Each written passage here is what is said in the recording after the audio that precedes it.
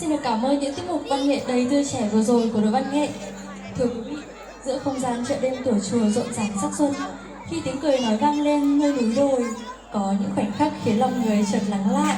Đó là khi ta nghĩ về Tổ quốc, không chỉ là những bản làng thân quen, những con đường quanh co nơi vùng cao, mà còn là những hòn đảo xa xôi, nơi ngày đêm có những con người thầm lặng canh giữ yên bình cho đất nước.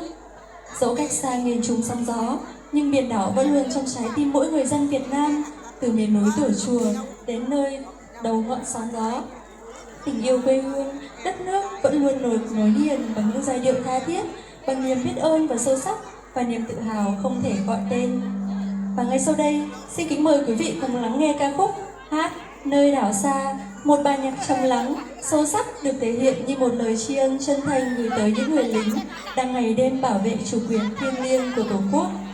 Tiếp đó là những tiết mục múa Thịnh Vượng Việt Nam, tiết mục giao lưu múa Quê Ta, nhảy Tò Te Tí, top ca nữ giáo viên Đoàn Xuân Ca, nhảy Mắt Xúc. Xin quý vị một tràng pháo tay để thật lớn ạ.